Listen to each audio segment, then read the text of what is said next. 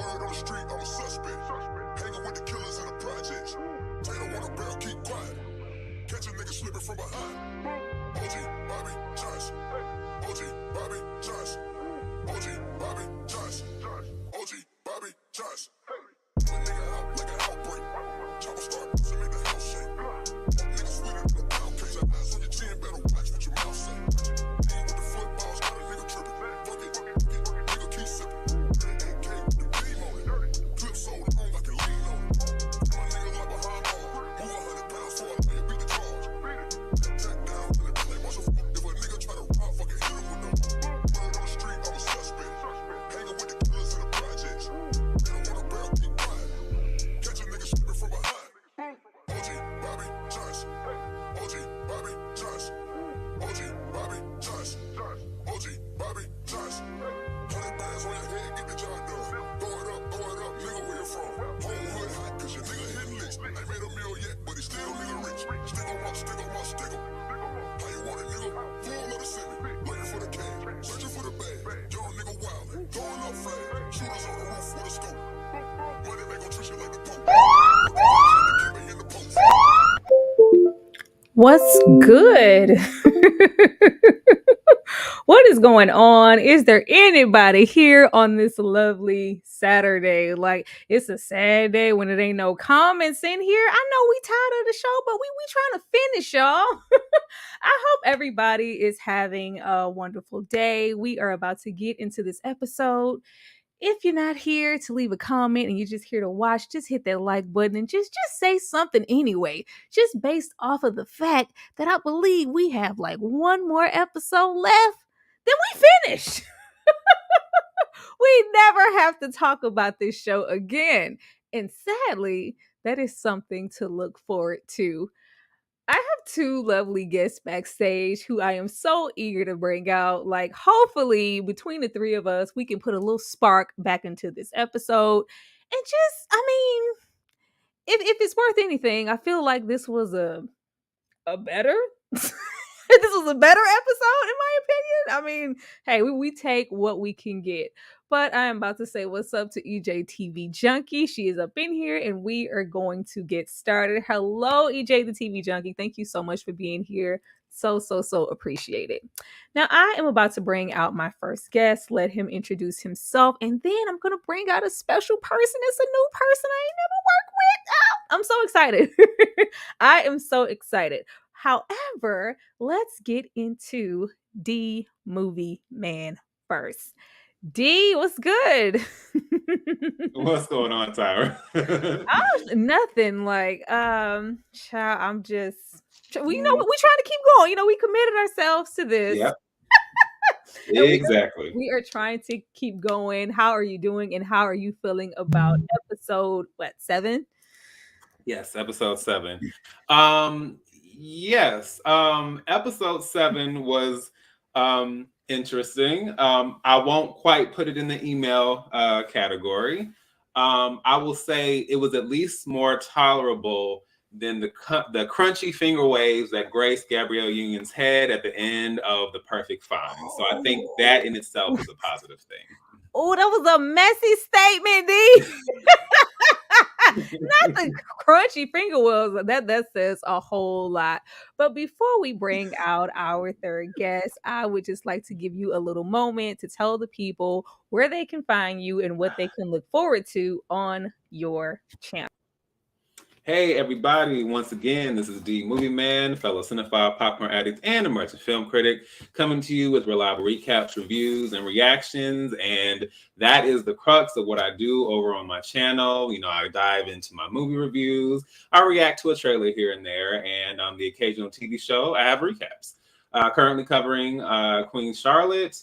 I recently dropped some advanced screening reviews for Run Rabbit Run, which also premiered at the Sundance Film Festival and recently dropped on Netflix. Also, No Hard Feelings, starring Jennifer Lawrence, and most recently Joyride, which I got to see about, I want to say like a week or two ago, and it just came out yesterday.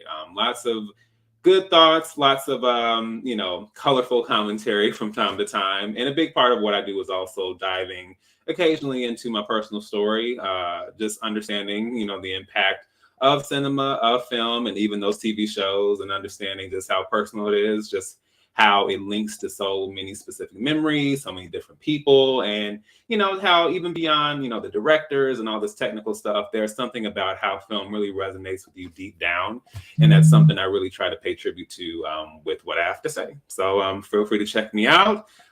Just hit 1K, and I'm hoping to keep growing. So please feel free to stop in and support. I would love to have you. Let's get in on some good conversation. Thank you so much for that, D. Like, you just need to be on the news, D. I just love your voice. I love your voice so much. Now, I have one more guest, and I am so excited that she is here. She has been here for almost pretty much all of our recaps of the show, so I'm sure she has a whole lot to say. Please welcome Miss Kira Speaks. Hello. How are you doing? Okay, I'm great. How are you guys? We here. Yes, we are. We are here, and I think that says a lot about our dedication, because so many moments I just feel like, I don't want to be here no more. But I feel like we've committed this far, and I think we can, make it through 1 to 2 more episodes. But I would like to just give Miss Kira a moment, and as soon as we start, because she's new here, to tell the people where they can find you and what they can expect on your channel. I'm going to give you the center stage right now. Hello. My name is Kira. I go by Miss Kira Speaks here on YouTube. My 2 absolute favorite things to do are give you a watch list of things that I like to watch, as well as what's being released for the month, and giving you Pajama Sundays, which deal with mental health, self-care, and inspiration. And I'm getting back to what got me here in the first place, which is recaps. So I'm getting back into that and trying to get it done.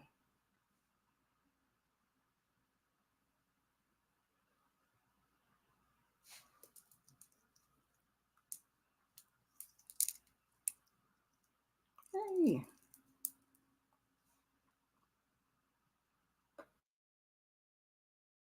This here. Not me being raggedy and my battery's going out of my mouth. Why is everything feeling so slow? But starting with you, D, how did you feel about the episode from this week before we get started? Like I said, not quite on the level of crunchy finger waves, but but thankfully gave me enough to where I didn't feel like this needed to be an email either. All I can say is all hail Queen Barb, because she always gives me what I need. The quintessential, the classic, the iconic for me, Erica Alexander. So I'm thankful for her presence, because she gave me the boost that I needed in this episode. They're going to stop typecasting my boo, because that was Maxine Shaw all day in this episode. Miss Kira, how did you feel about the episode before we get started? Oof, it was all right, but I can't remember. I think it was like the second scene, and I started like picking up my phone, and I was like, "Oh, that's never good." So I mean, oh, child, I don't think I watched this without the phone in my hand. I just want to say that it is a sad day when somebody's peanut allergy is a highlight of the show. Well, starting with the episode, we are here with Miss Picky herself. Like, I don't know why, with all of the eligibility, like I don't understand why anybody of her caliber would need a dating service. But I was like, okay, because child, if you want somebody to hook you up, you can give me that $5,000 and I can give you some options. Exactly. But we see that Whitney is using a dating service, but she has so many do's and don'ts as for what she doesn't want.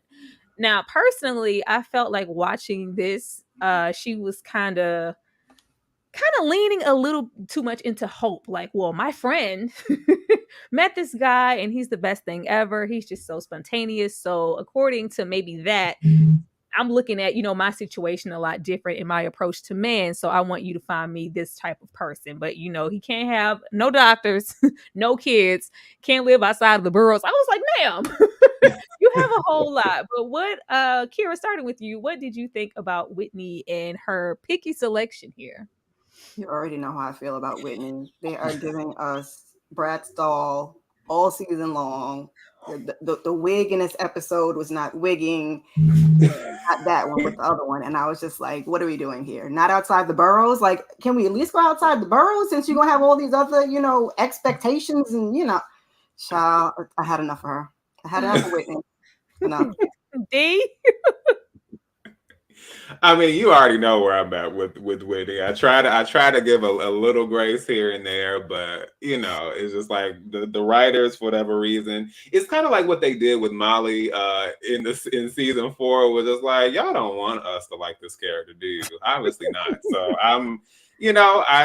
I try to give grace where I can, but they're not making it easy. So I wasn't surprised that she had this laundry list of qualifications, of course. Child, I'm going to keep it to myself as to why, but this was outside of everything we've seen from Whitney. The stuff in this episode made her the most unlikable to me ever. I was like, okay, I have not a grain of hope for me to start liking Whitney, because why are you guys doing this with Whitney's character? Like, we go get into that party, but we pay $5,000 to be fixed up with somebody that we already know. I personally felt like this was such a cop out in the episode for Whitney. Like, I didn't go looking for him. He just happened to fall into my lap. Somebody from school that's attracted to me, that tried to kiss up on me at a party function, who clearly wants me. I didn't go after him, though. It's not like I'm trying to replace Ola or nothing. He was brought to me. I was like, this is like a real sticky, like, I thought it was a poor choice, and it was kind of a cop out for Whitney to not look like she's trying to like go after this man, but it's like, oh, he just fell into my lap.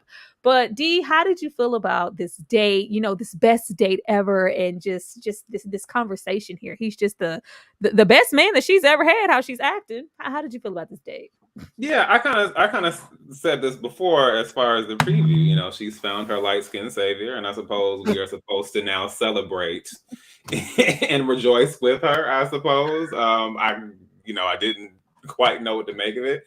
Because it's Whitney, I didn't feel bad that she just wasted $5K, but it was just kind of like, we couldn't even have just tried to see what another character, how that would have gone before we threw her in this direction. And then even just the progression of where they took that character was like, okay. But at the moment, I was like, I guess. Miss Kira, how did you feel about this lovely man here walking into Whitney's life and just being absolutely perfection? I mean, I'm unsure of why we went to a dating agency to begin with and wasted the $5K, but hooray for the best date ever. I was confused because I'm like, okay, I'm forgetting some parts of the episode because I dozed off the season. I'm like, did she not date him before in college? But I guess the end of the episode, they're telling us no. So I was just like, child, I guess. And they didn't have time to give us a whole new character. So this is what we got for one episode left. I was like, this was such like I just did not. I just expected a little bit more. Like, D, you and I, we have been going in on the lack of sex in this Stars show. This PG-13 show. Like, when we get into conversations like, oh, it's just the best, I was like, girl, quit. Why you acting like Ola ain't ever took you somewhere to get a piece of chicken? Like, that's what we not going to do. Then we get into like the sex, and I was low-key, because it's been lacking for episodes now.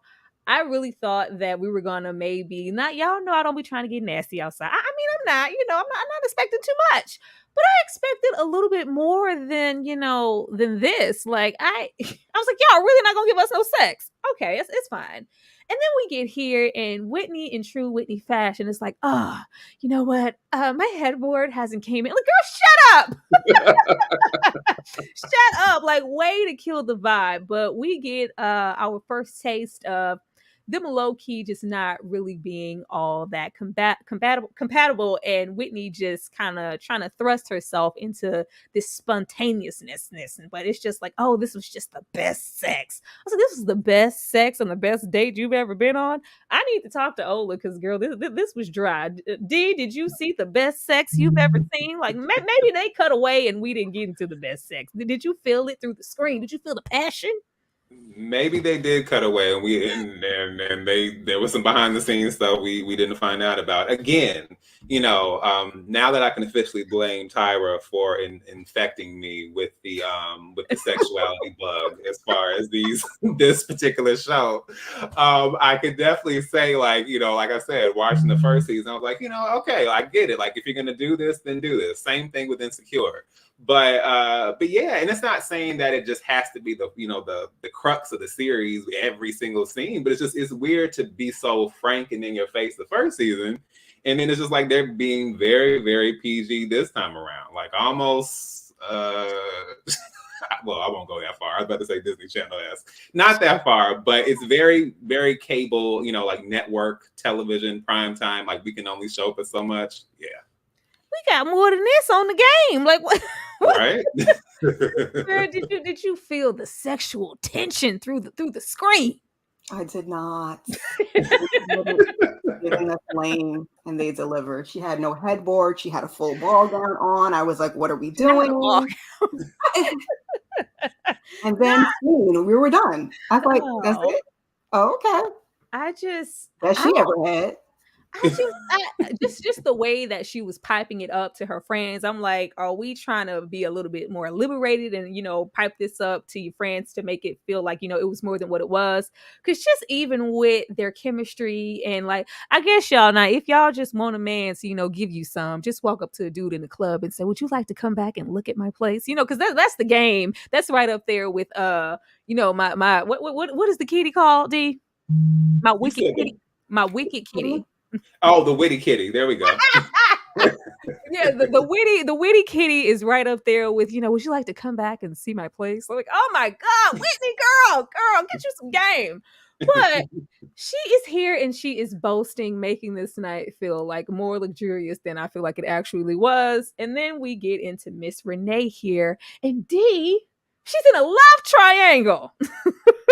She is stuck in the middle of two men, and it's getting into that formulaic situation that we knew was coming in the first place. Miss Kira, I am going to come to you first. Ooh. Did you give a damn about Renee and her two men and, would they want to, be a throuple? I just don't know what to do, but I just love my husband all of a sudden when I didn't like him for a whole season. Miss Kira? I mean, she didn't care, so I don't know why I should. And she ran around telling everybody else but the man she was still in love with him. And then, your face was on the ground at the end of the episode. So I was like, you didn't want to tell him that before you talked to old dude? Right. D, what about you? Did you care? I mean, I suppose, I'll be honest, I suppose even if they made some actual attempt at that, then maybe it would have been somewhat interesting. But like, it's kind of weird because I feel like the way that they structured the show, it's like they announced things to us that we're already aware of, but then it's just like, but it's also things that aren't fleshed out or aren't done in an interesting way. So it's not even like we've seen enough of Jason or Preston to feel like there's a real conflict. Like the way things have progressed and the way things have developed, it's not even like, you can't even really say that because it's like, it's just the way that they are creating these scenarios for these characters, including Renee, is just kind of like, now we're here and now we're here and now we're here and now we're here. And then same thing as we close things out, it was like, all right. Child. Sure. I'm gonna read some of these comments. Like, I hear some buzzing. I don't know if it's on my side next to my speaker, but it sounds like somebody's phone is vibrating next to their speaker or their microphone. But this whole situation here, it was giving me, you remember that episode of A Different World when Whitley Gilbert and Dwayne was, not linked up yet, and he came back with Keanu? Yep. And he was like, why didn't you respond to any of my letters? Why didn't you say anything? Because I wanted you to miss me more. Like, this is a whole, I wanted you to miss me more. I wanted you to grow fonder. Like, just assuming, like we discussed, I think the episodes before, you're just assuming that this man is just going to be around waiting on you. Like, the privilege all up and through these women is just absolutely ridiculous. Let's see. Well, I don't. Hey, Sam. I don't know the first thing about this series, but this is already a fun discussion. Haha. Hello, Sin's Corner. You guys go and check out my girl. Thank you so much for being here. Oh, dang. Let's see. I binge watched all 6 Run the World episodes, and no, Uh-huh. Uh-huh. Dang, don't blame that on me. I have given plenty of disclaimers to tell you that I do not recommend that anybody watches this show. Please don't put that off on me. And I hate to do the show like that, but I never said that. Who said that? I never said that. Let's see. Hey, Struggle and D Movie Man. Hello, Nicole. Thank you so much for being here. And Miss Kira Speaks. Thank you. Once again, her link is in the chat as well as D. Go and subscribe and get, some new content. Let's see. Loving this panel. Thank you, Nicole. I appreciate that. Let's see. LOL, girl, nope. I don't even know what that was for, EJ, but it don't even matter with this show. Everything is girl, nope. I'm sure that is, in retaliation to that lacking sex. Let's see. The actress that plays Whitney, if Run the World, I think that's supposed to be canceled. She has a future playing Beyonce or Solange in a Lifetime Destiny Child movie. She really does. She really does. Let's see. I don't know why Google's YouTube programs doesn't give you the ability to edit comments. I'm messing up today. No, you're fine. You're fine. But yeah, we have this, and I just, as you said, we haven't invested enough time in either one of her love interests to be like, I wonder who she's going. I really hope she stays with Preston. Like, let me just say before we even get there, I was here for Preston's energy in this episode, but right. We also have Sondi. Sondi is still trying to play the background at school, low key, just hoping that she doesn't run into Matthew. Like, I'm gonna go to the library. Like, the way that she was treating Matthew, like, that one, I guess that ugly dude who bought you a drink in the club and now he following you around. Like, it is just really like, I'm like, girl, everything is just really, really immature. But we also get the first view of Whitney's amazing apartment. Before we even move forward with, this typical thing here being so extra, like, oh, it's a man at the door. Hello, we ain't never seen a fine man at the door. Whatever. Was anything, D, I'm gonna start with you, about Whitney's apartment bland? I don't know if I don't know. Listen, we all have our own aesthetic, and I'm sure maybe to some people I might be bland. like I don't know. Maybe I don't know what I was missing. It seemed solid to me. It wasn't a trap house, so I mean, it wasn't empty or like it didn't seem bare or anything. So it was fine with me. So I don't know if that was supposed to be like a way for us to like look at the character a certain way based on that, but I didn't quite catch the blandness. Ciao. Miss Kira, I'm about to come to you, but I'm just gonna say I low-key took it personal because a little bit of my style is a little bit of Whitney's, and I was like, I ain't bland.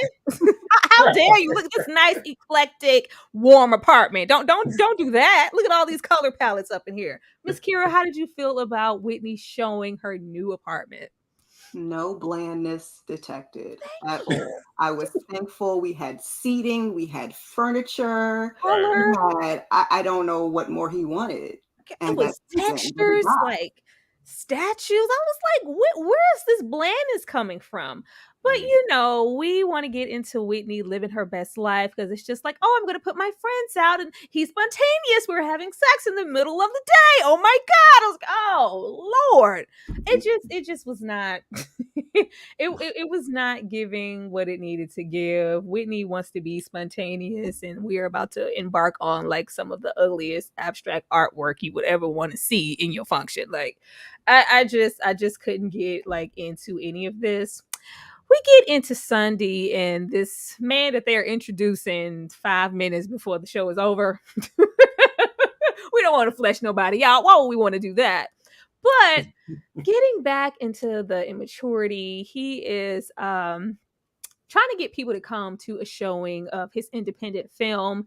Sondi is not interested, but she is interested. But we do immature things like give out our friend's number, I believe it was Whitney's, and say that our name is Jasmine. I was like, this was just really like, you just use it. Just only text me your film. Like, girl, if you want him to call you, just say that. Like, if you don't, this little naivete, like I'm gonna act like I'm not interested in all of this little energy. But I'm like, if you weren't interested, then you would have let him walk on by. Like, it just really wasn't all that deep. But how did you feel, Miss Kira, about her doing like the youngest thing ever, giving a different name and a different number and just being really childish, in my opinion. She was so childish, and more than caring about this man that we've never met and may never see again, I just want her to quit her job. Who do what fulfills her, because she clearly don't want to do this no more. So, I mean, who even cares about him? I was like, okay, next. D, how did you feel about, my name, because I remember my mama used to do this way back in the day. Like, this is so old. Like, people would call, like, now this is Tasha. Like, mama, your name not Tasha. Why you running around telling these niggas your name Latasha? How did you feel about this wrong name and wrong number and this lack of interest that she had? Yet we are, only use this number to text me your film. Like, girl, shut up. So I just feel like if we're supposed to buy into this scenario, it would help to have casted someone. It would have helped to have casted someone that would help me to buy that Sondi couldn't pass as the aunt of. I'm sorry, Sondi looked like this boy's aunt. I was just like this, and I'm not ageist, so I'm not saying that, but I was just kind of like, how old is this dude? Like, I that was just throwing me the whole scene. So that's where I was. I was thrown because it was like, because we find out later, like, he's not a student. He was just kind of on campus trying to, get people to come out. I was like, oh, he's not a student? he's not a student. Like, I just, what I can say, I do like the fact that a lot of the men here, like this man or Preston, even Jason, they look regular. I really like that. Like, no, y'all know what I mean? Like, they have a tendency to predict certain men and shows to all have, this formulaic look, mostly light skin, abs, a little buff, like chiseled. Like, this looks like a regular dude, and I can appreciate that. Now, does he look 17? A little bit in the face, but yeah, this was just with Sondi's behavior in this episode. I was really just getting into, like, I was feeling sorry for Matthew. I was like feeling sorry and second guessing Matthew, because I was like, this is an immature woman. Like, you don't need this around your child, but we're gonna go back to that. We get here on this spontaneous date. Whitney in these bangs. She just be making me mad. This wig, it made me mad this episode. It wasn't as bad as old boy Frank's wig last episode, because the painters, that made me mad. Him and Hope, I'm glad he's not here no more. We get into, your apartment is just so bland and you need a piece of art to really spice it up and pull it all together. He said all of that, but it was really just like, you just a bland, like, everything about you is just real Wonder Bread. We need you to, to come outside. With him wanting her to come outside and like spice up her life, we get into this piece of artwork that I was like, really?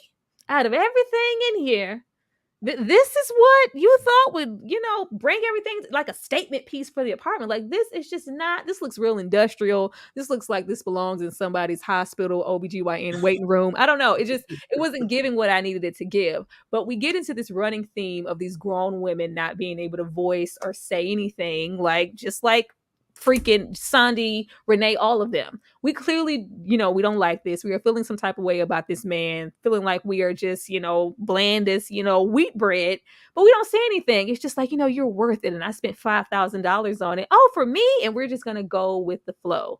D, what were your thoughts? I was just trying to figure out what it was, because it took me the longest to, like, I was just kind of like, I hope I'm not missing something, because I'm like, I see a hand, but I can't tell if that, like, is that blue part on someone's nail? Is the glove dipped into blue, or is the hand have white makeup and is dipped into? So I was just kind of thrown off by how bizarre the image was, which I'm guessing was intentional. And I'm so glad Renee says something, because I'm like, surely it's not just me. But yeah, I was just kind of thrown, like, even if you do think she's bland, I was just like, why this image out of all the things there? Yeah. So I was too put off by the actual image.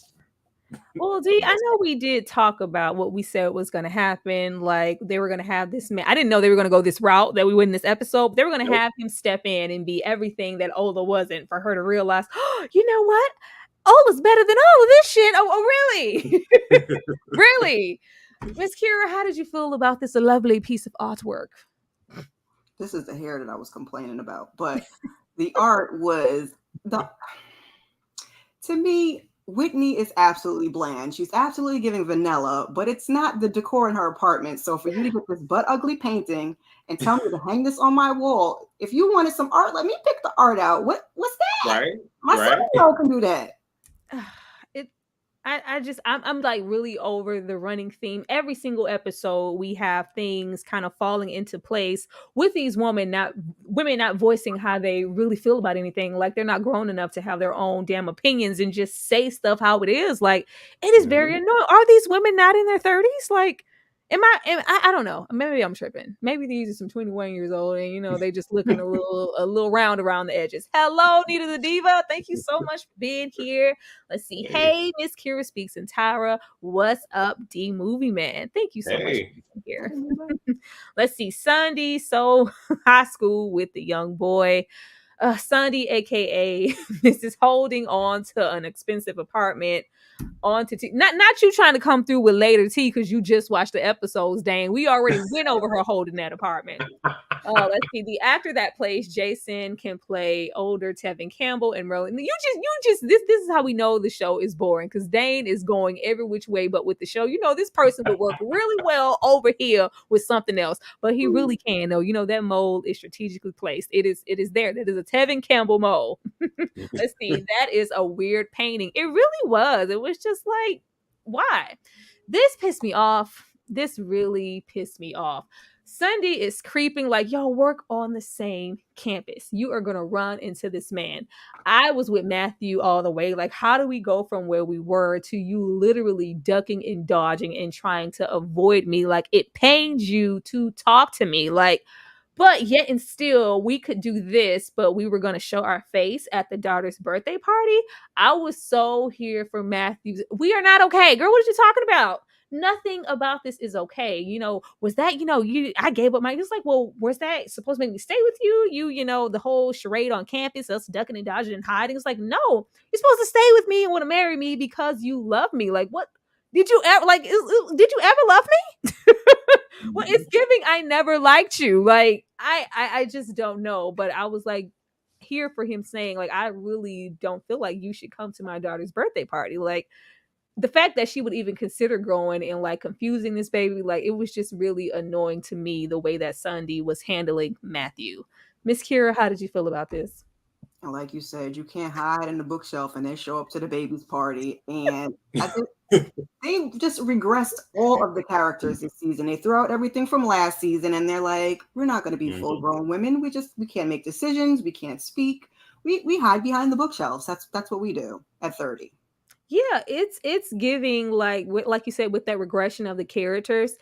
It's making me feel like why was Matthew ever with this woman? It's giving like, really immature. And the Sondi that we were getting now, she was never ready to be a move-in kind of achy, like low-key somebody's wife, soon to be wife, soon to be stepmom, soon to be anything. Like you were never in that headspace with how you were acting now. D, what about you? Yeah, it hurts because, like I said, Sondi was definitely my favorite from the first season. And I just felt there was something so organic and so like, I don't know, so focused. And so like, there was just something really stand out about her character. I mean, all the characters have their lane, but there was just something, I don't know, distinctive for me about Sondi. And it wasn't in some melodramatic way, just because she was just seemed to be a very straightforward, very sensible person. And, to me, a sign of weak writing is to, just suddenly pull 180s. And my thing is, if you want to show progression in characters, then like you have to do that organically. If you have an organic situation, then organically you have to lay the path, lay the breadcrumbs or whatever else so that the characters start to have realizations. But no, it was just kind of like, oh, wait a minute. No, this situation sucks. I have to get out of it. Yikes.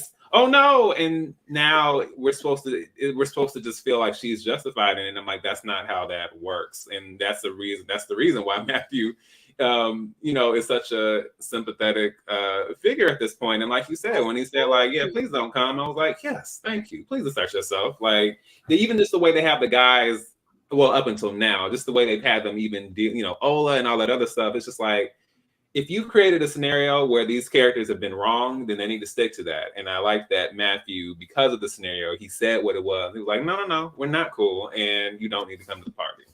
Please. I just really hate the way that we decided to just tear away at what we like, because the show isn't good in itself. So if you tear down the characters that we did actually find some substance in, what exactly are we left with? Yep. The wardrobe, the hair, nothing. Like, this was hilarious to me. I absolutely love Preston. I was like, nah, Preston, don't leave now. It was just getting good. Exactly. She is just finding it so hard. Once again, all these women are, you know, cut from the same cloth. I cannot say what I need to say because Preston is just laying it on. Like, first of all, Preston, like I had them recreate your favorite drink and your hors d'oeuvre or whatever again, even though they don't sell it anymore. And I'm just coming through with Cardi B and the WAP Pops or whatever. I was like, oh, this is so lame. Oh my God, this is so lame. Like, why are we doing that? Like, stop writing that. Like, that was such a poor choice. Like, it was just, but yeah, you know, I can, you know, once again trying to pour into her dream, her job, and her agency. And she just can't muster up, you know what? I don't want to be with you. I want to, you know, go back and work it out with my husband. And it's like, you know, if it's a money thing, it's like, no, I just love and I just want to be with my husband. Like, girl, since when? Nothing about you ever said that you wanted to work out anything with your husband. Nothing about you ever said, like, you know, besides her stating, like, can we slow it down a little bit? But I don't think she was very verbal about, you know what, this could go either way. I'm absolutely not over. She said things with my ex were messy. She didn't say, you know, I'm over him. And like, no, completely, like, low-key Preston was all in love. Right. He was ready to take Renee's hand in marriage for all we know. Like, it was just like, but the energy that he gave her when she's like, you know, are you gonna be okay? He was like, you know what, hell yeah, I'm gonna be okay. Like, girl, I don't need this. Matter of fact, give me this damn drink. Give me first of all, you can get out of here. You can get off of this whole rooftop with your little energy. They ain't gonna have the nerve to try to drink the drink still and say, can I still call Cardi? Girl, hell no. What did you feel about this? Because I was so glad that Renee got a little like, girl, get over there with that, please. So before I get my full thoughts, I would just like to say, Tyra, are you saying that if Preston presented you with a sponsorship for WAP Pops for your channel, you wouldn't accept it? Wop. Them some tasty popsicles. I will be all up in here. It would be jingles galore. We would be WAP, you know, come on and get these witty kitty sickles. I will be selling them down. But just for the sake of the show, I was like, this is just so y'all can write nothing else but WAP Pops. But I was okay. Yeah, okay. I just had to clarify it. But yeah, no, getting into again, the end, like, let these characters like react like real people. Don't let it be something like where he's begging for her, like, or trying to like, oh no. So that energy was deserved. And can I be honest? Like, this is something that gets on my nerves in a lot of movies and TV shows where, and I understand everything is not about money. I'm not saying sell yourself, whatever. But I get tired of situations, like, set it off as a good example, where like you've gone through the situation, you've benefited off the situation, whether you had to go through something rough to deal with it. I'm in a bind, Nate. And now once we get to the other end of it and you hear some development or whatever, you change your mind. Let's rip the money up. Let's reject it. Let's throw the opportunity away. And it's just like, that's not how that works. You've gone through this already. And I understand that's not the same thing with Renee, but it's like, this man just said, Cardi B. This is not some bum off the street. This isn't some, low budget influencer. This is Cardi B. So you mean to tell me, when you're trying to build your business and you're trying to like create all of this revenue and you're trying to establish yourself, you decide this is the moment where you want to say, oh, guess what, Preston? It's just dumb. And that's the thing. Like, as far as writing, it doesn't make sense. The same thing when characters have a whole fresh breakfast and they take one bite. Oh, I got to go. It's not realistic. I want to eat. So it's the same thing. Be real with this writing. So I was over Renee because I'm like, just for that alone, you deserve to get clowned. So I'm glad Preston made his way and exited to the left. Oh Lord, I was just mad that she was finna take that second drink. He's like, no, like, what you really think you finna still eat off of me? Like, you just told me that.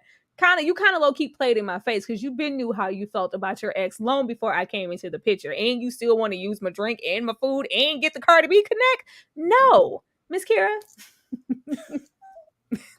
That's exactly what she showed up for, because she knew she didn't want to be with the man anymore. So she showed up like, what is he willing to give? Because he said he had a surprise. So she showed up ready to take the surprise, and then like, oh, I don't want to be with you no more. And he hit her with the shorty, like, thank you for your services. And I was happy to see it, because I was like, what are we doing here? Can I call Cardi? No, absolutely not. In fact, give me your phone back. Let me take it out. Exactly. Not even that. I think before this scene, we have him like posting her because this is a millionaire. I'm sure a lot of people are, following him. He has her in the story, like supporting Renee, like love to see a black woman getting it. Like, as far as Preston was concerned, like, this is my boo.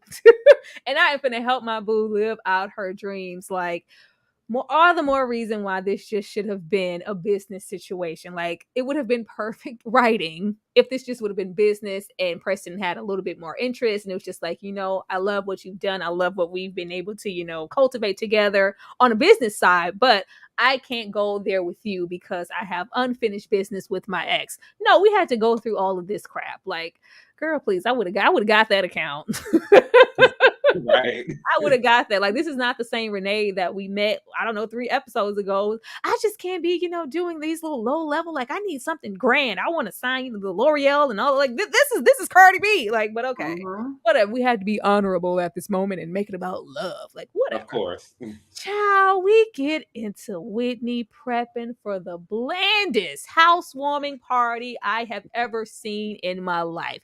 Whitney invited at least 60 people to her apartment and low-key only wanted Sondi and Renee to show up for the Evite. Like, if you do, this made me I could stand Whitney. This turned me off so much. Of course, here they are going on and on about, I guess, Sondi, she's trying to like do the thing where they're talking about the guys. Like, I'm not interested in him. Like, I don't care. I'm just gonna watch a little bit of his movie. Like, it's just like, we clearly see that there's something bubbling there, but they really didn't even give us a whole lot to work with. Don't care about that. And then you have just Renee going on about, Preston, and I think I hurt his feelings. Like, girl, no, you hurt your account. That's what happened. But all of these nuts at this party, like, let me find this comment. Whitney is very bland, like she never did or experienced anything in her life. Like, at this point, I'm feeling sorry for Ola. Ola, it feels like a fun man, because all of this, like, I didn't want anything that was gonna, stain my decor. And the way that Whitney started treating these guests when they arrived, like, all right, you done? Like, girl, I barely finished my drink. Like, okay, you can go now. Like, why the hell you invite all these people over here if you didn't actually want anybody in your house? D? I just, again, it's just like, I don't know. Like, it's like once it's the same thing. I just feel like this is season 4 of Molly, even though I understand there was even some more nuances there, where, as far as the character, but it's just with this, it's just like whether Whitney is obnoxious in general, that's one thing. But again, make her do things that make sense.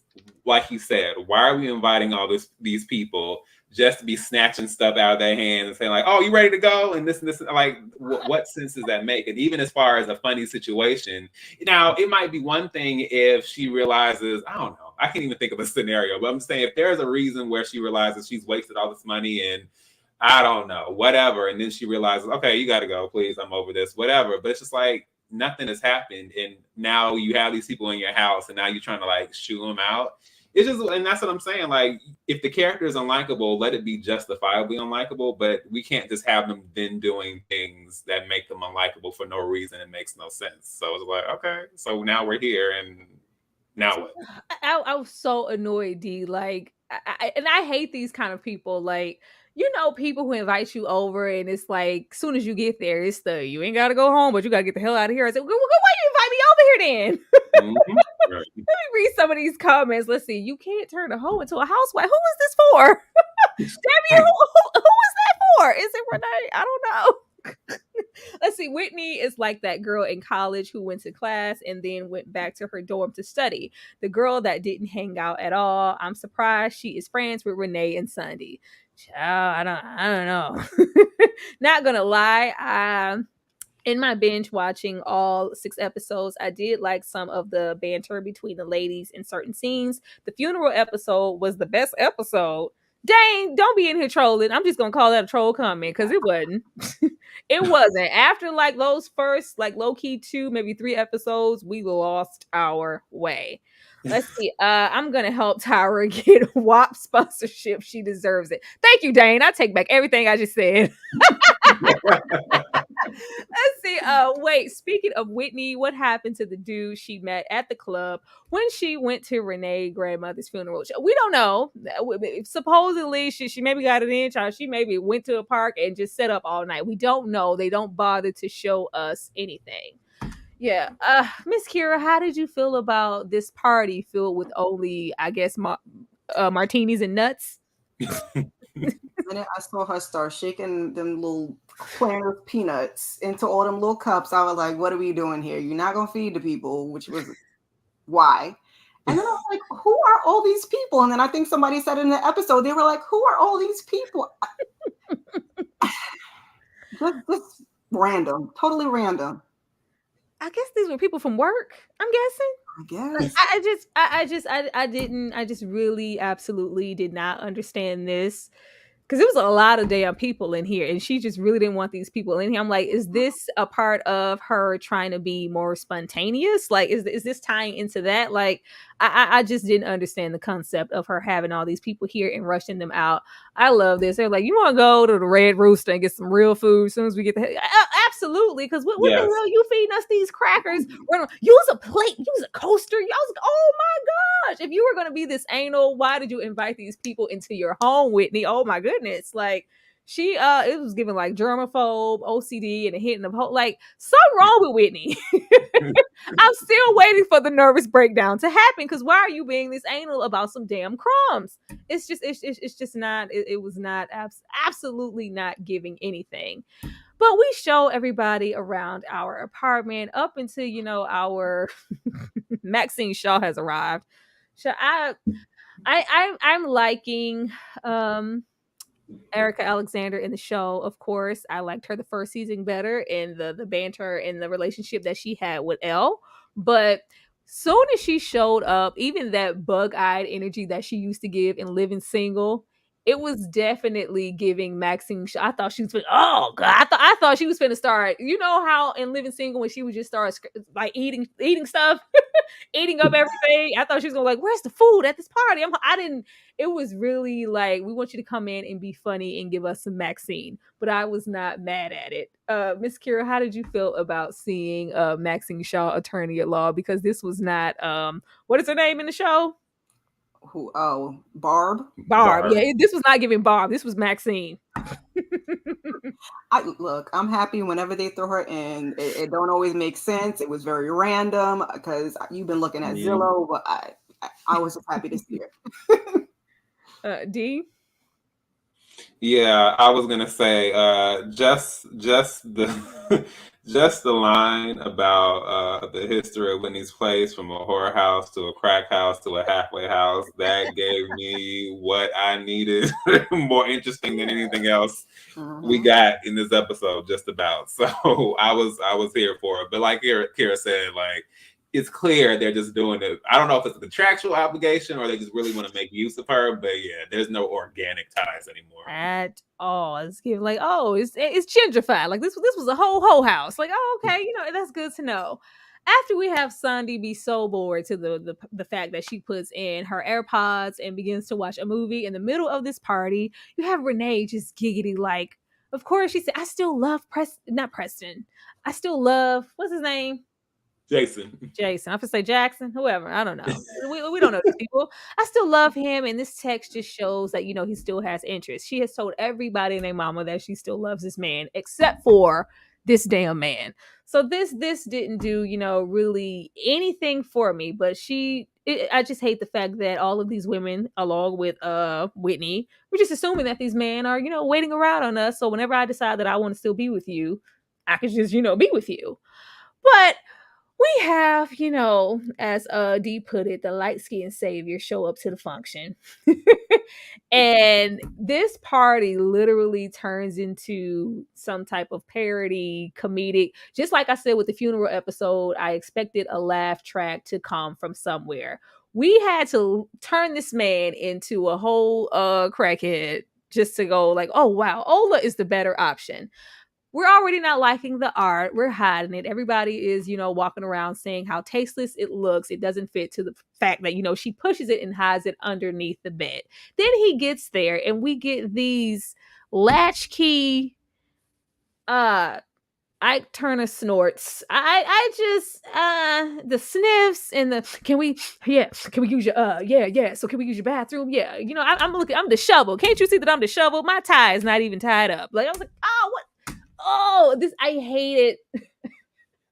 I hated all of this so much. It doesn't feel organic. These don't feel like real people. It's like they're not even trying. This feels like some improv act.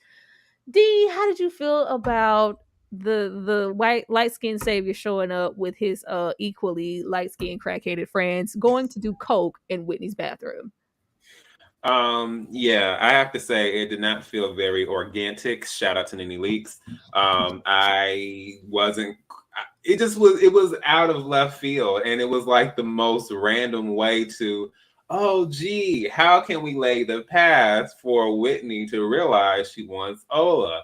Oh, okay, make her love interest into a cokehead, and let's make him, potentially controlling and trying to make changes in her life without asking. It's like it makes no sense. And like I said, like it's just like no nuance. Again, writing. Like, where is the nuance here? We go from distinguished British, and mind you, there's something to be said about how people have their representative and how they present themselves, and you may learn more about the person you don't like, but it's not just like, oh, we're clean cut and we're business savvy and sophisticated too. Oh, coke. And you mean to tell me this man, knowing all these folks are around, knowing that Whitney's there, he's just like, oh, gee, no one will guess what we're doing in this bathroom with these two other guys. It's just so obvious and so like, it's just so goofy. I'm like, this is not real life. It's not. Oh, the fact that we have to have Barb give her a light bulb moment, like, yeah, nothing good can come from three grown ass men going in the bathroom together. They're going in there to sniff. Did you see all the sniffs in the background? It's like, let me sniff 5 times before we close the door to let the audience know that we're going in here to snort some coke. Like, it was just really 0 to 60 yet again. Like, this is not the man that we met, I think, episode 3. This like it would have been different if there was maybe talk like, I like him. He's handsome, but something's off about him. Just help us out. Help us out. Have him like, it would have helped if they had an encounter before now. Or they have ran into each other just to, because this is like, Whitney was treating this like they had been together for a little minute. I'm sick of him trying to change me. This is him trying to, every 5 minutes, just to let us know that he is not the guy, trying to not only change, the aesthetic, like the music, like I specifically said it, like, where's the food? Like, this is, first of all, I wasn't against the whole, like, girl, this is a boring ass party, because it was. Right. It absolutely was. Like, it was giving dry elevator music, but at the same time, this is who I am. Who are you to change me? You just got here. But Miss Kira, how did you feel about the coke of it all? Whitney is so aggravating, and this whole scene just aggravated my whole entire nerves. The whole season they've been rushing everything, so now you throw this man at us, he looks perfect, now you have the best date, and then boom, like you said, you're a crackhead. I'm like, it's grand opening, grand closing, like that's what we decided we wanted to do in the episode. So it just aggravated my nerves. The friends aggravated my nerves, and then Whitney's like, "Oh, you think that's what they're going in the bathroom for? You think?" It just really, really didn't do anything for me. I have this arrow here, and I didn't want to move it because I didn't want to go back to edit. But when Ola arrives, he does something that I felt like I needed to point out to let Whitney know how trash he was. Does anybody care to guess what Ola did that made me just go, oh, yes, Ola? Took Anybody? out trash? Absolutely. Absolutely. Ola took the trash. Ola took the trash without you asking a set. Like, girl, you passed up Ola who takes out trash in your new apartment that you left me to live. You know, I'm Russian, but still. That was just absolutely everything. That told me everything I needed to know about Ola because, ma'am, you are clearly missing a bigger picture. You passed that up for peanut allergy here. Like, you could have killed him. Like, oh, there all these peanuts and these nuts in the room, and this should have not been like a highlight of the episode. I was waiting for a laugh track, or the theme and the tone of the show is so freaking off. Like, I know this isn't the most serious of shows, but it doesn't give me a show that would do this either. Like, we have this just be the catalyst for, like, not only is, you know, he judging me every 5 minutes, you know, take your little artwork, take your little EpiPen and get out of my life. And so you're obtuse, you could stand to loosen up, like you could stand to have some couth. And I was like, yeah, we're not fitting together. High key, I miss Ola. Did this stop your heart at all, D? Like, did this do anything for you? Him diving on the floor because there were just so many nuts in the room that he had an allergic reaction. I didn't care. No, it didn't almost stop my heart, but it almost stopped his. So there we go. We'll go with that. Because everybody at the party is like, "Oh my god!" And then it was just like, "This should not be the highlight of your boring ass function, Whitney." Miss Kira, did you care about this man almost losing his life and not having an EpiPen? Nope. I did not. She's like, is it an overdose? But y'all was so busy about sniffing in the bathroom. Y'all saw all these nuts around the room and nobody seemed to care till he passed out. So I just love how Whitney didn't care. She's like, he has a peanut. Well, why the hell is he eating nuts if he has get him off of my floor and get him out of my damn apartment? I just buffed here. Like, can you leave now? I need all of you to get out. Like, you're dropping crumbs. Ola shows up and I was like, oh, it's Ola. Ola is just absolutely everything, in my opinion. Like, I still haven't gotten a clear whiff of why we haven't got on bending knee to profess our love and beg for Ola's forgiveness. Because, child, what was Ola informs us that, you know, this random guy who wasn't so random, like, oh yeah, you know, this isn't, you know, oh, light skin. I love how he said, like, the pretty boy from college. The light-skinned nigga from college, that's who he was in here hanging out with? Yeah, he was selling Adderall and Coke all through college. Like, really? Like, she is just so yellow. Like, what? Oh my God, I didn't know that. Oh my God, like, what? Whitney's, you can always rely on Whitney for an oh my God. Like, that is so surprising. That explains so much. Ola brings her a first aid kit, you know, for everything, checks out the apartment, and we have this really long embrace. We know why it's here.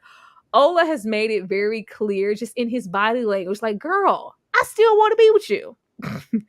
I'm waiting on you. That's what this is giving. I am waiting on you to be sincere and really make a strong effort to mend what we had. Not go on, you know, dating services and get out here. You know, I can't wait on you, so I'm gonna go, you know, my barista. I'm gonna go hang out with your barista from here and again, but I ultimately still want to be with you. And yet we still, you know, continue to let this man walk out with our trash, I might add. I was like, oh, girl, he took that. That just made me hot. That was the most hotness I got in the episode. It was climactic for me for Ola to grab that trash and take it outside and ain't nobody have to say nothing. Miss Kira, how do you feel about this lingering relationship that, you know, it's not happening yet, but I guess we're warming up to, Ola, I love you and I still want to be with you and I messed up and I'm sorry. Now, you know, we all love us some Ola. So what I'm hoping that they don't do, since next week is the last episode, is give us a reason, since they done fumbled the bag with everything else, give us a reason to hate Ola. So keep Ola good. Keep Ola good. And child, if they get back together, I guess. At this point, I'm like, Ola, you can, between Ola and Matthew, I find myself going, y'all could do better. I have been yelling, and I hate that because the show isn't about the male characters. It's about the women.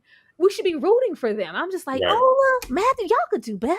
There's a lot of women in Harlem. Y'all could do better. Dee, how do you feel about this lingering relationship that just can't seem to come together due to Whitney not, I don't think she's given any passion towards really being apologetic for what she did or just even saying why she did it. So yeah, I also agree with Kira as far as I hope they don't suddenly. I mean, here's the thing: even if they try to do that with Ola, it's not going to make sense, and it's going to be another example of the writers just like we're going to just throw whatever at the wall and hope it sticks. But yeah, as far as them, like it's. Here's the thing: like you can still be in love with someone and still have feelings and all that. I feel like, and I don't mean to keep coming back to Insecure, but I need to find other examples. But it's just like even if I'm just thinking about the season 2 finale, when Lawrence and Issa finally have that conversation, it was very heartfelt. It was genuine. It was honest. And even when she told him, Lawrence, I still love you so much, it wasn't like, okay, well, let's get back together. It's like she envisioned what her life could have been with him. She had to make peace with it and she had to move on. And, life kind of went on from there. And I think, it made sense. And the issue is like, if they're going to get back together, I feel like I've said that throughout these recaps. So I'm like, there has to be some genuine growth. It doesn't have to be her begging on her hands and knees, but it can be a simple acknowledgement of I want you to beg me, girl. I'm a good man, girl. You better come crawl. Do the African squat to me, because what you're not gonna do is play with my emotions out here in these Harlem streets. I'm walking around here tearfully waiting on your ass, and you playing in my face with a light-skinned savior. Girl, you better beg for my forgiveness. Go ahead, D. Yeah, but even just the acknowledgement, or even if it doesn't, I mean, it should. But I mean, even if it just starts with her, the awareness of her, or expressing to her friends or to the therapist, it's just like there's nothing, zero. Like I was fine, I was justified, I was right. Or even if you want to take that route, let it be for a reason. But it's just like this weird thing where it's like Ola's still fine because he's in love with her, but it's like it can't be like you don't grow, you don't make any changes, you don't recognize where you were wrong, because there's nobody in a romantic relationship or a friendship where if you feel like you're justified in doing me wrong, we are not going to be cool ever in life, and we will not circle back around. My mom can attest to that as well, because she's like, like once you cross the threshold and cross certain boundaries, you're out of here and you're not coming back. So if this is supposed to be a situation that comes back around, give us a reason to at least understand it, even if we don't want it. And right now it's like, why? Child, I will be there, child, on bending knee. You grab this trash, and make sure ain't nobody. I'm tired of telling people to get the trash. You just see how like Ola seems just like so genuine, like just with the state of everything, for him to even come to, check on her, still, be in her, hold her in high regards with how she's acting, still be able to, whatever it was, whatever, I don't want you, going, so let me grab this trash for you. Like just small gestures that show I still love you. We have not seen any of that from Whitney. I don't want her to beg. I just want her to stop acting like something that's just supposed to magically fall into her lap. Like, he's a good man, Savannah. Do something. I just, they better not do nothing to mess over Ola.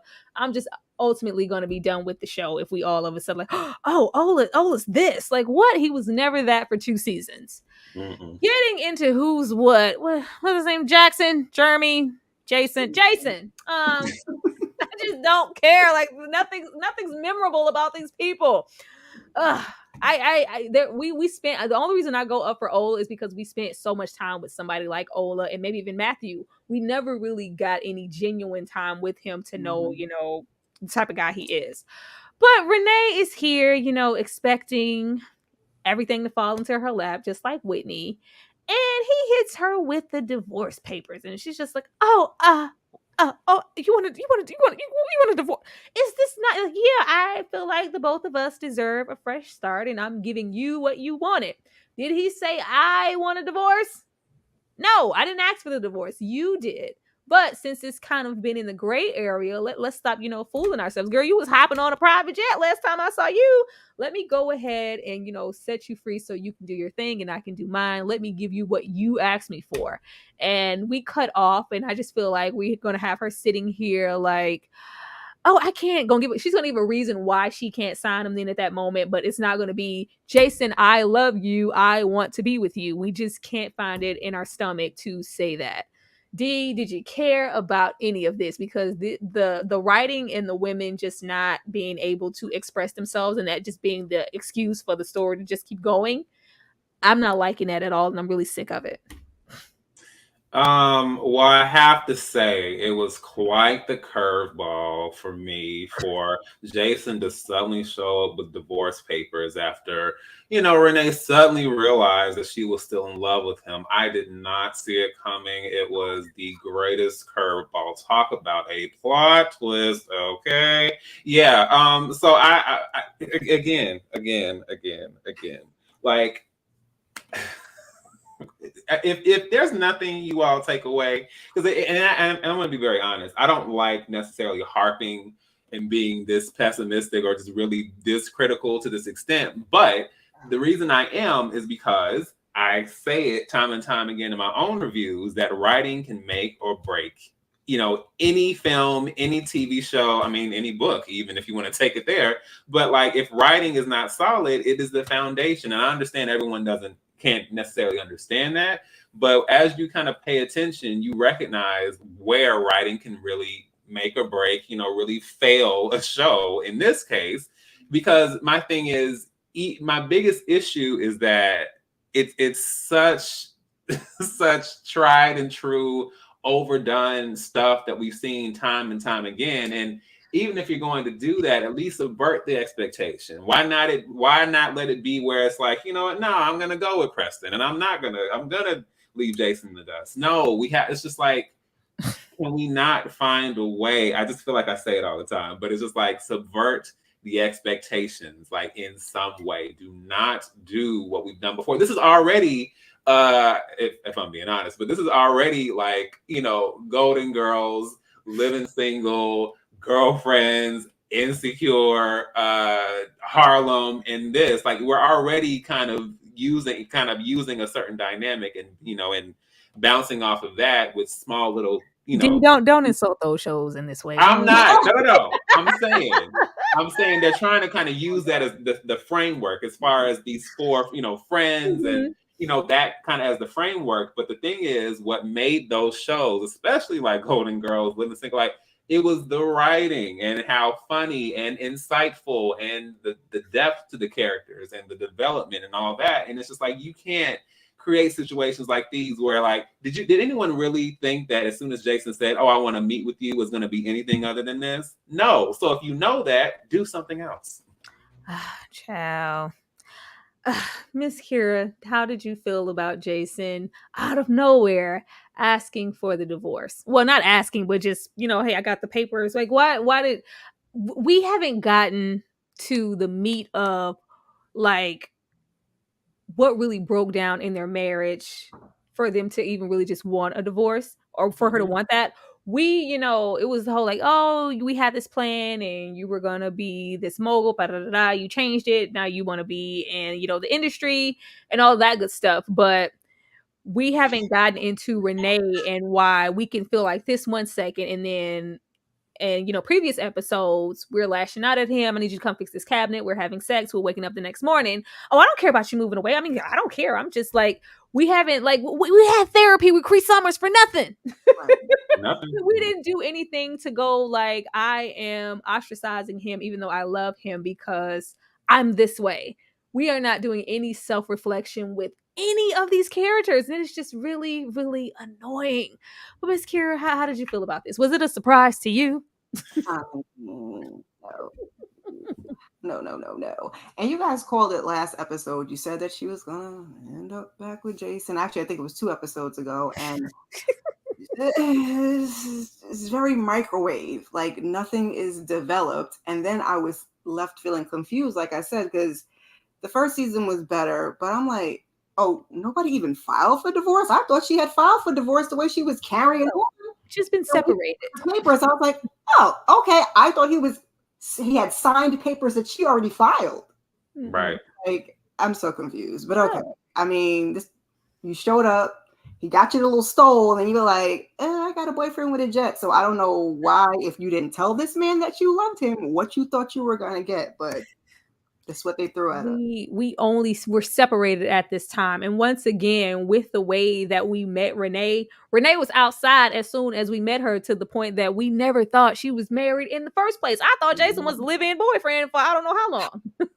Like, so when we got into, I want a divorce and I'm going to he needs to get his own place. I was like, what? Y'all married? She's never moved like she was married. Even getting into now, I mean, does separated mean we, sleeping with other people? I don't know. I'm not married. I don't know.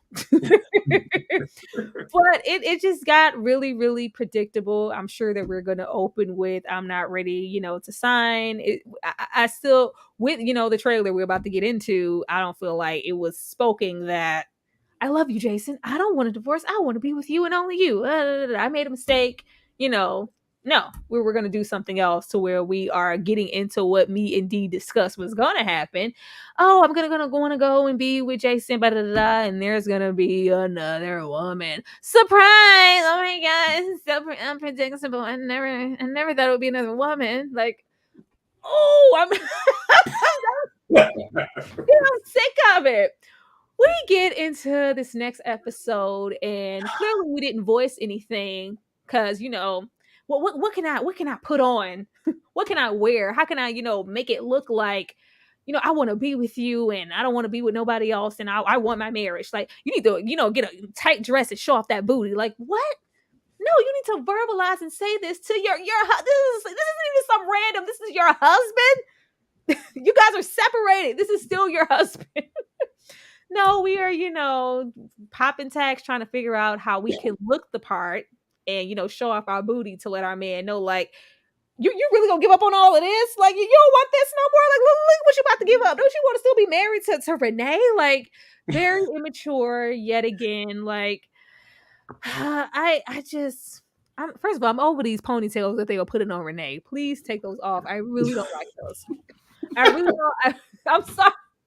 I'm sorry. I really don't. That ponytail Carol had on in South Central. That's what these ponytails are giving, and I don't like them. I don't. They were they were looking well. Like, sometimes her hair looks great, and then other times her and Whitney be swapping wigs. We get also into this here where it's just like, oh, I got a new love, just what we need, another love interest. Or even just, I'm hoping that this is more than a love interest, and this is also Whitney, like, oh, I love what he's doing, the independent film, because she's just so in the middle with her career. Maybe this will be inspiration for her and not just another person to be in our face. But Dee, how do you feel about Renee's tight booty and a tight dress, and this love that we're about to get here with this new face?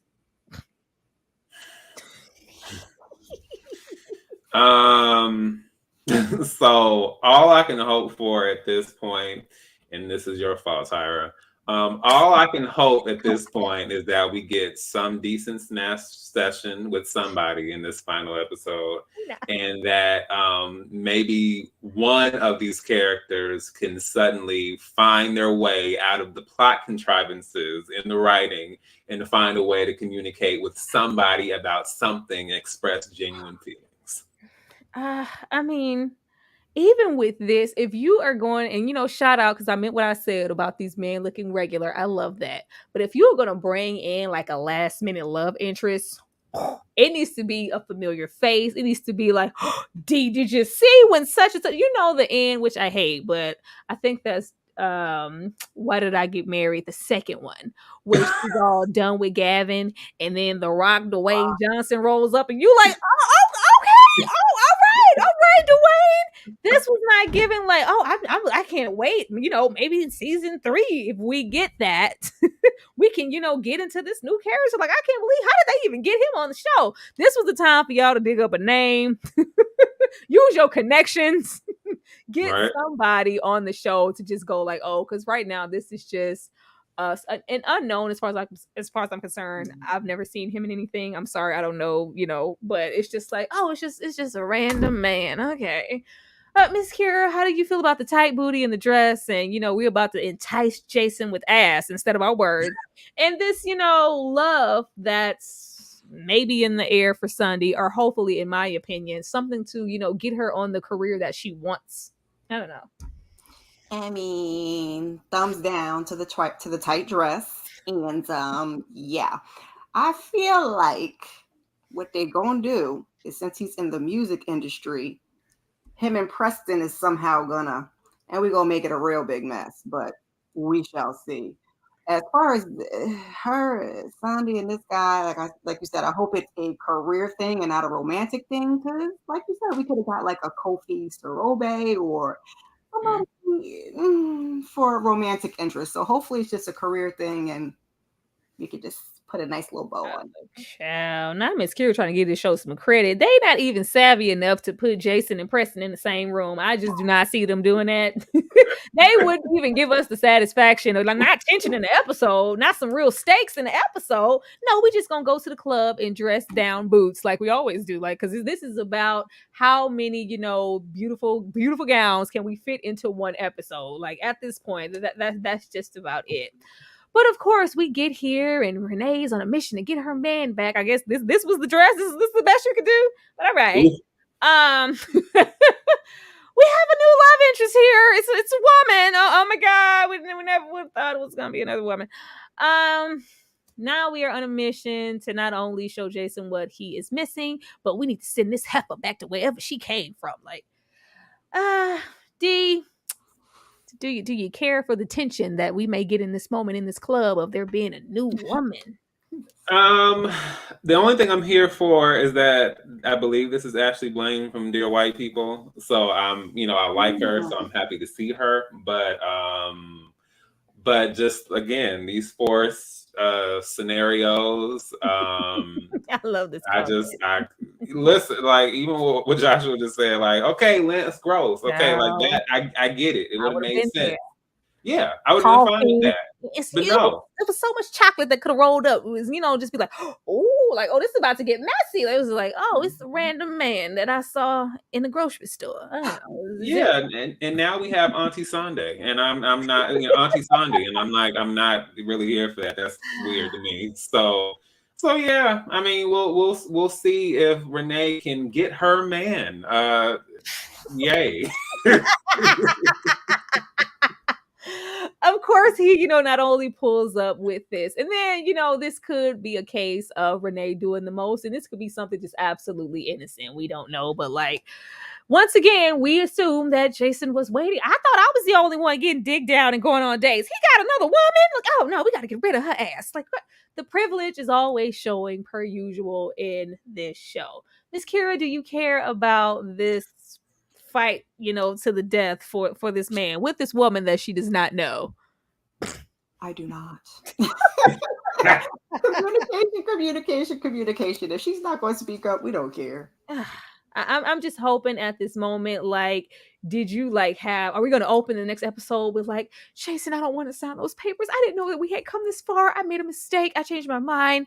I love you. And I just only want to be like, if it's not going to be that. Now, if we have that, and then Jason is still like, skirt, like, nah, girl, if he gives her the Preston treatment, like, what you're going to do is give me this drink and get your ass off my rooftop. If he gives her that, and then we get here, I might even be here for that. But if it's just like, I still didn't verbalize how I feel about my own husband, it's just killing me that this is her husband. If this was like a boyfriend or just, it's just not making sense. This is not the energy we give for a husband.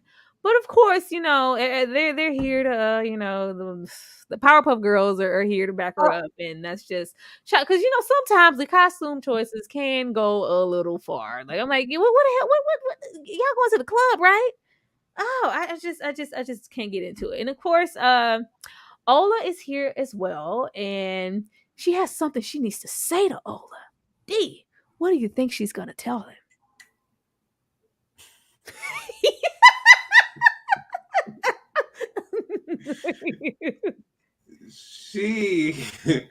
she is going to tell him that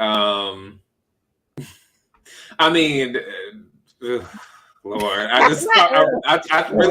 was really trying hard, but hopefully she tells Ola that, you know what, I'm a horrible person, I was a horrible partner, and you know what, it's time for me to leave New York City and everything I know, and to get my brain and my mind together. And I will see everyone when I see you. Shout out to everyone. I had fun, and then we just never see her again. There's an option. I mean, that's not even like, they ain't doing that, Miss Kira. That's because it's just anything that would like mix this up or just give us like, oh, I didn't expect that. They're not gonna go that route because they haven't went that far. Like the fact that we have Dane C down here, like, watch, they gonna make Ola gay. Like, Okay. we are not going to do that, Dane. Like, but I just don't see them being that enlightened. I would not be surprised if it's just like, oh, you know, that sex that we want so bad. It's like, oh, I love you and I made a mistake and I'm sorry. And it's like, oh, take me now. And we're, you know, romping in the restroom. I don't know. Miss Kira, what do you think she's going to say to Ola? I have not a clue. And whatever it is not going to make sense. I don't know if she's going to tell him she switched to Geico or what. Yeah. Any sense at all. I could see it now. I just want to tell you that I'm no longer with State Farm and I switched to Geico. Right. And we're gonna get a laugh track clap in the back. Like this show is just, it is just, it's beyond saving at this point to know that, because I felt like we started off kind of with the purpose, but by the time, like really low key, by the time we got to Sondi and Matthew, like, oh, this is the apartment, like by the time we realized that she kept the apartment, it felt like we just were on this strong decline of these women acting like children. Like I just can't. Let me read this super chat. Thank you so much, Dane C, for the $2 super chat. She gonna tell Ola, I need you to be my trash man. There we go. Let's hope not. Let's hope that we do not do that. Like, D, are you looking forward to the last episode? If so, why? I'm absolutely looking forward to the last episode because I think it is going to completely subvert our expectations, and they're going to throw in like they're gonna like in the last late in the midnight hour, somebody's gonna turn it around. Okay, we're gonna get great writing, we're gonna get character development, we're gonna get a plot twist, we're gonna get a great cliffhanger. Ella might even come back, so that is why I'm excited for this last episode. Miss Kira, because you know D over that line. Miss Kira, trolling big time. I'll be happy to see them go, and I hate to say that because, like I've said before, like I love my Black shows. I support my Black shows. The writing this season was atrocious, or at best, and they just spent all season just undoing everything they did in season 1. It's over. I am definitely in Miss Kira's boat. I don't know what fantasy island D is on with these the lies. This show is in no way going to do some miraculous turnaround by, you know, the end of the season. This is the last episode. The time to do that was, you know, probably right after the funeral. We ain't doing that after the funeral. We lost hope. But I was still like going with the wedding, funeral, baby announcement. I'm like, is somebody going to be pregnant? Like, are we gonna throw that trope in too? Like, oh my god, I'm back with Ola and now I'm pregnant with a cokehead's baby. I don't know. Yep. Can we like turn it into a soap opera for just 2 seconds for us? Make it a little interesting. I am interested because, you know, most of the time you try to leave the audience wanting more. Like, I can't wait to see how we wrap things up here and get into that 3rd season. Like, this is like, I don't see where they could leave any room to go. D, like, I cannot wait to see season 3 of this show. Did you see the shit that happened in the last episode? Like, no. I really don't see that happen. And just like Kira, I love my Black shows. I'm really sad at the fact that I really don't care what happened to this show. Like, I really don't care. Like, the fact that I'm looking forward to Harlem coming back. Right. It says a lot because Dean, you know, because you did the recaps with me, you know how I felt about the show. The fact that I am looking forward, like, if this just goes by the wayside, they gave so I felt like we were too hard on Harlem. Harlem, I apologize for a lot of the stuff I said. I mean everything I said about Angie, but I apologize. I apologize so much for what I said. I'm like, even though I know our standards are high for certain things because we know what a caliber of good writing can do for a show, but we at least got a little character development there with those ladies. You know, at times, like like it tracked well. Like from episode to episode, things were happening in an order that it felt like that they should. With the women that we met in the previous season, these are not the women that we met last season. No. So I am in no way looking forward to anything Run the World has to offer in the future. Now that we got that out the way, Jesus. that was so terrible. Like, I would just before, you know, I tell the people, well, you guys tell the people where they can find you and what you have to offer on your channel. D, if you could do a show right now, what would it be? Just like any kind of show? Yeah, any kind of show with Black people. Let me say that. With Black people. With Black people. Oh. You know what? I would love to create a show. Yeah, I would like it would kind of be a technical spinoff because there is a show kind of centered around this because I did recaps for it. But considering that the Gilded Age on HBO centers around like the Black upper middle class, I would love to see a series centered around that. But it's just about like the formation of that class and those people and the development of that world. You know, I love a period piece, so I figured we can throw in some Black history and some excellence and showcase those things, but also just, you know, shedding light on the part of history we don't normally see, but just, you know, also having interesting dynamics with the characters and, you know, and just seeing that play out. I just feel like there are so many opportunities to shed light on Black history. Shoot, even I'm a big Tudor history fan, and I know about the fact there's a book called The Black Tudors, and the experience of Black musicians, of artists and sailors, merchants, all that in England, because people assume that our experience is only relegated to slavery. And yes, it's there, but there are people who existed in England and so many parts of the world without that experience. So it's just I would love to just have shows that showcase that aspect of our history, and, you know, even with its challenges, but just something that we haven't seen before. I think that would be great. Ciao. Miss Kira, give the people some ideas, please. Some more Black sci-fi, please. I really loved Lovecraft Country, even The Watchmen, Swarm, anything along those lines. I heard, which may be a little more horror, The Angry Black Girl and Her Monster. Like, give us something with some meat and potatoes and some development, some Black faces, you know, just give us all of that. Give us a story. The Angry Black Girl and Her Monster just disappointed my spirit. Okay, I haven't seen it yet. Oh. I heard good things about it. No. Who lied? Because telling myself what's up. Because who lied? I was so disappointed in, you know, The Angry Black Girl and Her Monster, because I was just hyped over the title.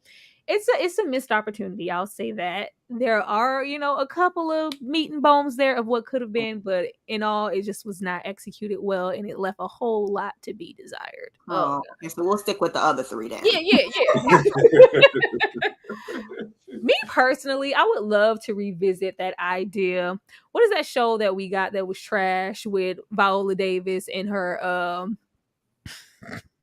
her Michelle Obama mouth? The First Lady. Oh my gosh. I would love to have that theme, but just make it like Black women throughout history. people that we just, they never talk about. And those people that we talk, like we discuss them, and it's just like, oh my God, but this is just, this person who did this one thing. They would never get a full-length movie, but they could get an episode. Like, Yep. I just would love to get something like that. And of course, we can have that same formula of, the familiar faces that we love coming on to portray these Black women. And then we could also, throw in, depending on the themes, horror, sci-fi, just Renaissance, all kind of stuff, and just go that route and just kind of give us just something. Even if we get something like you said, The Watchmen. I really hated the fact that The Watchmen was a limited series. I was like, what? We could go so much further with this. Why would you play in our face? But some more of that, like, just create some more things with depth. Like, I can't even. Misha Green, just whoever you be talking to that be getting your stuff canceled, just go with somebody else. Whatever you and Journey Smollett are working on now, I think it's called The Sunflower. I don't know. Take it somewhere else. I need some of these people to just go maybe the independent route, like something, because I'm so sick of everything being canceled. Anywho, I just said all that to say, like, can y'all please give us something else? I'm really getting tired of, the thank you for being a friend scenarios. I love it. But we've had enough of the Harlems, the sisters, the insecures, the Golden Girls, the girlfriends. It's kind of ran into the ground. I think we gravitated so much to something like Insecure because we kind of did have the 4 friends, but they did something different with it. Exactly. And like the main focus was always, best friends Molly and Issa. Like, it wasn't. We always need 4 friends. You see this show suffering like hell just because they don't know what to do without 4 friends. Anyway, D, I am about to give you the screen so you can, let the people know where to find you once again, and what you have coming soon on your channel. Yes, once again, hey everyone, this is D Movie Man, fellow cinephile, popcorn addict, and emerging film critic. Feel free to check out my YouTube channel, D Movie Man, that is capital D, period, space, capital MOVIEMAN. And there you can find a lot of my in-depth commentary on film, on trailers, on the occasional TV show, of course. And with my commentary, I like to just give information. I like to give insight, things you weren't aware of. And even beyond, the actual technical information, because I like to delve into that as well. And it's, I've had people who have, haven't realized certain directors, they were already familiar with at a young age, or like they did this project, or they worked with this person. And so I love, just the spread of knowledge. That's a big part of it. But also I like to, it's a very cathartic to be able to recognize, how I have certain memories attached to films and TV shows and things like that. And I love just delving into that personal side and being able just to go back in time and experience and recall so many different things. I think it's a very impactful side of film and TV. And it's always great, the fact that we can have that experience. So I've just recently watched Mission Impossible Dead Reckoning Part 1. I have a out-of-theater reaction that is dropping at 7, which will be followed by a full review. I'm hoping to have that out sometime before the weekend is out. I am also delving a bit more into some of the Sundance films I saw back in January. And I'm just, I'm trying to hang on for some of those trailers so I can enhance, my reviews with the footage and all of that. But, Shortcomings will be coming out in August. And we have, of course, this whole summer rollout, Oppenheimer, Barbie.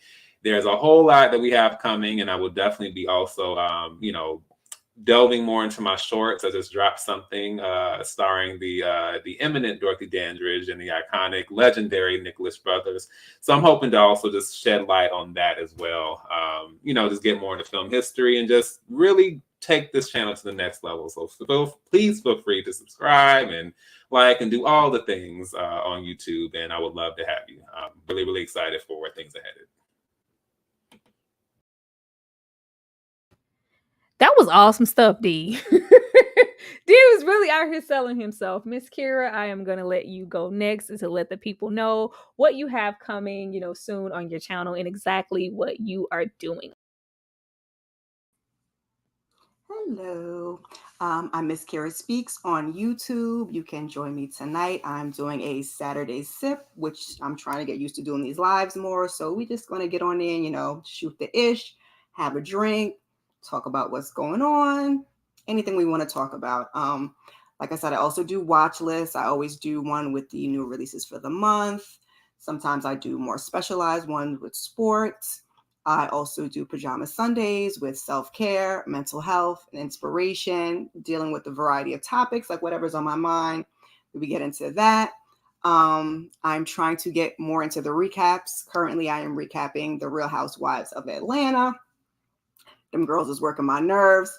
Trying to put some Snapple facts about myself in my recaps. I'm going to be doing some more shows going forward, and I think I'm going to explore doing some movies more. So tell a friend to tell a friend. Come on over, subscribe, leave a comment. I love to respond to my comments when I get them, and look forward to having you all.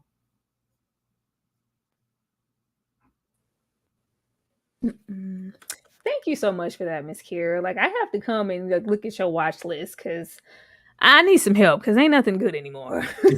As far as I am concerned, I have a hoodlum breakdown coming at 6:30, literally an hour and a half.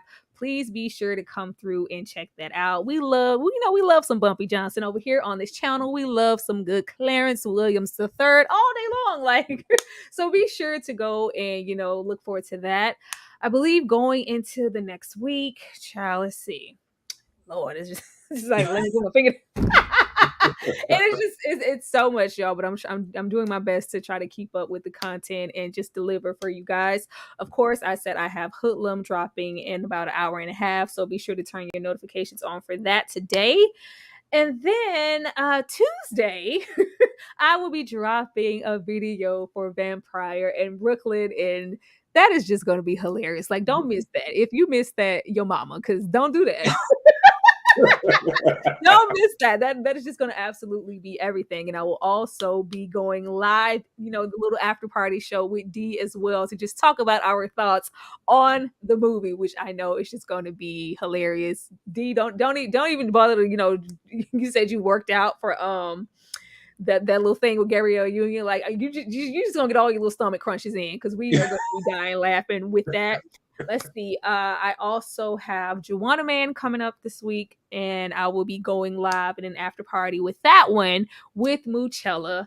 And then to finish this week off, I will be reviewing Bamboozled. So please be on the lookout for those things. I am exhausted just talking about them, and I ain't even done nothing yet.